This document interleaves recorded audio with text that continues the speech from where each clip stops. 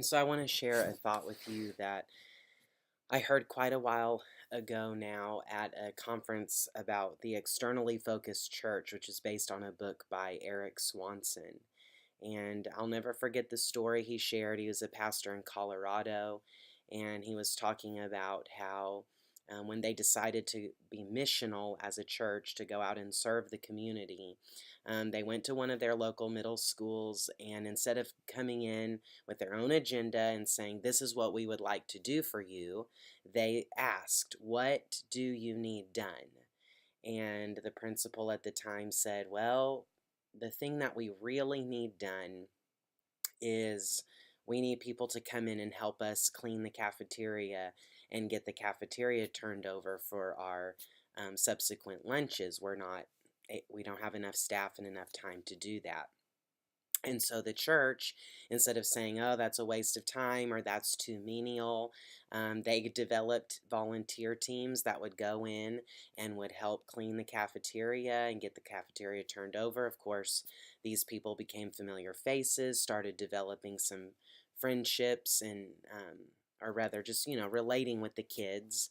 And after some time, there was an event, an unfortunate event, where there was actually a school tragedy. A school shooting had occurred, and um, the principal called this pastor, the pastor of this congregation, first, and explained what had happened, and said, "Can you please come and meet with our kids? They need people to talk to them and pray with them and encourage them and just help them through this tragedy."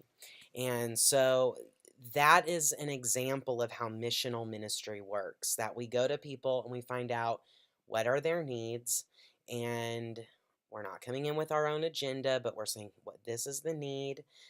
Now, how can we show up for the need?" And this is the long road sometimes, but probably in many ways the more effective road, in my view, of sharing the gospel.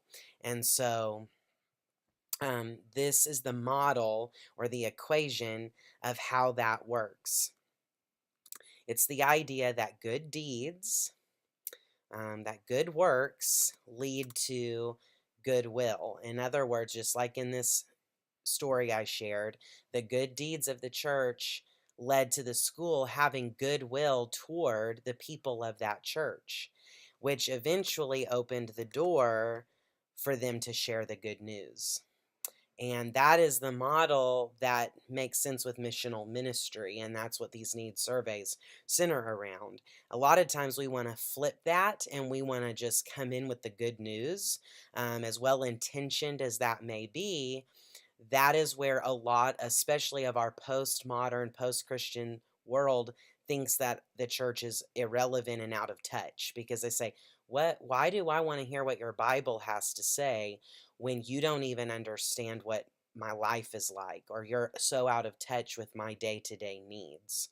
So the idea is that this is where we're flipping that paradigm. We're not coming in immediately with the Bible, but rather just being servants like Jesus, a servant model, which opens the door over time to spiritual conversation, to even people seeking out the good news.